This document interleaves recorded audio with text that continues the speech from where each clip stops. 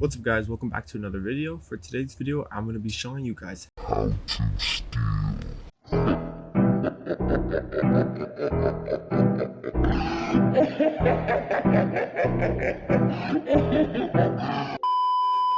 except we're not going to be doing it in a malicious way. I'm going to be showing you guys how I take inspiration from other artists or references around me and use it to create my own artwork. And I figured what better way to do this than to do someone's Draw This in Your Style challenge. And that someone is an artist that I've had the pleasure to work with in the past. It's AJ Art. And he creates some pretty dope content as well. So if you'd like to check him out, make sure you look in my description box for the links.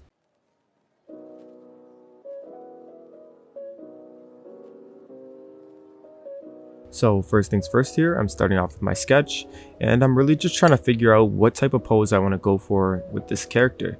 Based on our original reference, you can see that the character is obviously casting some type of spell using those books, and I want to still be able to capture that, but instead I'm trying to do it differently. I feel like the main issue when it comes to creating characters and doing any type of fan art is when artists just start to copy and paste what they're seeing. So rather than changing it up and adding their own twist to it, they're basically just tracing over what they already see. Now, unless your approach is to just do the whole copy and paste thing, have at it. But if you want to be the best artist you can be, you got to bring your own creativity to the table. Wait a minute!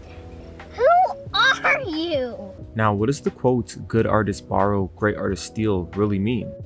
It basically means that rather than borrowing different styles from different artists, you would instead look at all these things you're inspired by and take little things out of them to create your own style. So for example, in my case, I really love the way that this artist draws their poses and their expressions on their characters.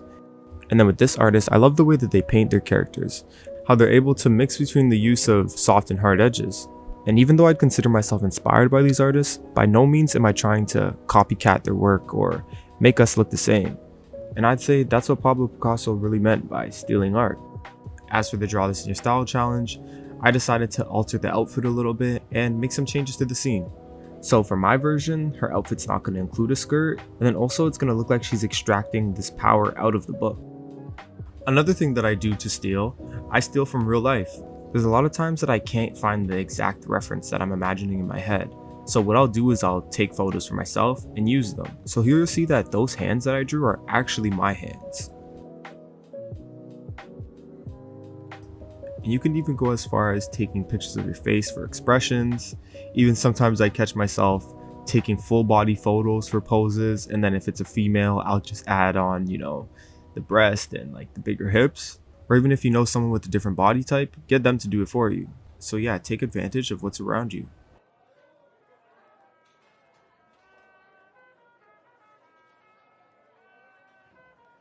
Also, another thing that I personally do is I avoid from color picking from my reference. So this is when it comes to anything. If I'm drawing portraits, if I'm drawing fan art, I avoid from going ahead and using the eyedropper to pick out the exact color, just because I want to put into practice being able to pick it out myself, or even just change it up a bit from the start.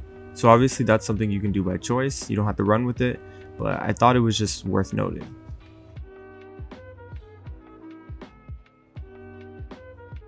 Now in terms of like the magical powers we see going on with this character, a lot of the times what I'll do is I might paint it in here, and based off me just looking, I'm gonna guess that AJ did the same. He painted those in himself. But what I'm gonna do for this, just to show you guys that you can also steal in this way, you can go ahead and get textures off of Google. So what I did is just search up magical effect and kind of just get these PNGs, these transparent PNGs, and reuse them as textures in my artwork. And then once I import them to my drawing program, I'll adjust them using layer modes. And after I will still use my own brushes to make them look better, but just having them as a base to save time.